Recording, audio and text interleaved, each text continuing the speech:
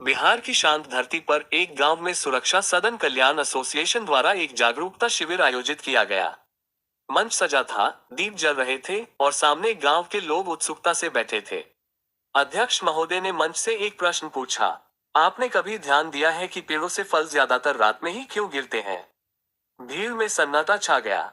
कुछ लोग बोले शायद हवा चलती है। कुछ ने कहा कोई तोड़ लेता होगा।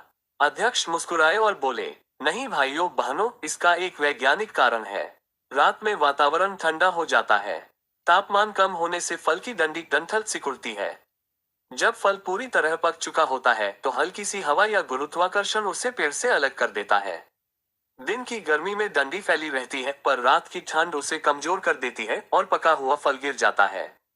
फिर उन्होंने रुककर कहा, यह सिर्फ प्रकृति का नियम नहीं, जीवन का भी नियम है।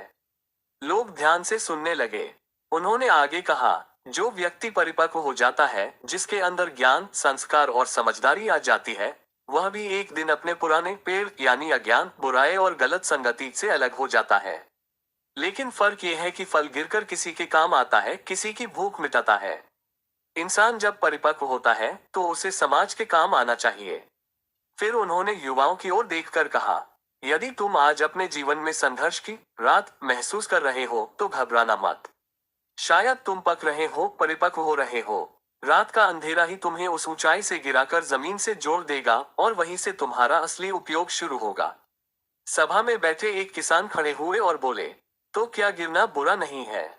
अध्यक्ष ने उत्तर दिया, नहीं, गिरना बुरा नहीं, गिरकर सड़ जाना बुरा है।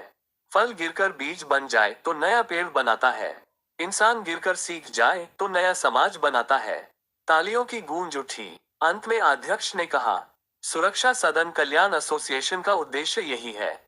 हम समाज के हर पके फल को सड़ने नहीं देंगे। उसे बीज बनाकर नई चेतना का वृक्ष उगाएंगे। संदेश, परिपक्वता का अर्थ है समाज के काम आना। गिरना असफलता नहीं, परिवर्तन की शुरुआत है। अंधेरी रातें ही उजले सवेरों को जन्म देती हैं। और उस रात गांव में सिर्फ फल ही नहीं गिरे, अज्ञान भी गिरा, भय भी गिरा और जागरूकता का एक नया बीज अंकुरित हो गया। जब इंसान पक जाता है तो वह सिर्फ खुद के लिए नहीं, समाज के लिए जीता है। यदि आपका ज्ञान, बल और धन समाज कल्याण के लिए खर्च हो तो ये सार्थक है, अन्यथा बेकार है। समझे? यदि आप